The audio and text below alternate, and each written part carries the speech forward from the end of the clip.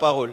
Moi, je ne suis plus étonné quand les gens abandonnent Dieu, parce que Dieu le dit. Jésus l'a dit. Plusieurs abandonneront la foi.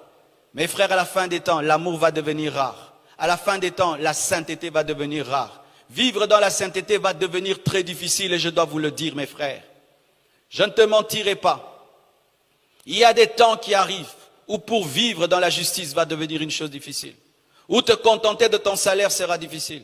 Où d'être fidèle à ton mari, fidèle à ta femme va devenir difficile. D'être un homme pur va devenir difficile.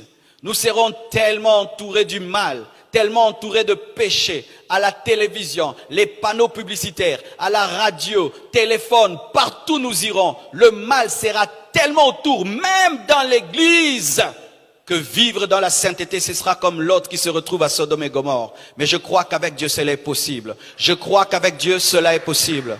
Si l'autre a pu tenir à Sodome et Gomorrhe, tu vas tenir en ce temps difficile. Je répète, si l'autre a pu tenir à Sodome et Gomorrhe, tu vas tenir en ce temps difficile. Et je dis aussi, si Noé s'est différencié au temps où le monde était perverti, tu vas tenir. Nous allons tenir. Nous allons tenir. Mais nous ne sommes pas étonnés lorsqu'il y a l'abomination. Nous ne sommes pas étonnés lorsqu'il y a l'apostasie. Nous ne sommes pas étonnés lorsque nous voyons quelqu'un qui hier a dit être chrétien et aujourd'hui devient sataniste. Ou hier quelqu'un prêchait la sainteté, aujourd'hui il prêche le contraire. Nous ne sommes pas étonnés, mais toi sois différent, sois différent, sois différent, sois différent, sois différent. Et sache qu'il y aura beaucoup de faux prophètes et de faux docteurs. Vous allez remarquer que la Bible ne dit pas des faux pasteurs et des faux apôtres. Il y aura des faux apôtres, il y aura des faux évangélistes, il y aura des faux pasteurs. Mais pourquoi la Bible insiste sur les faux prophètes et sur les faux docteurs? Parce que ce sont les deux ministères importants au temps de la fin, mais qui seront attaqués également par le diable.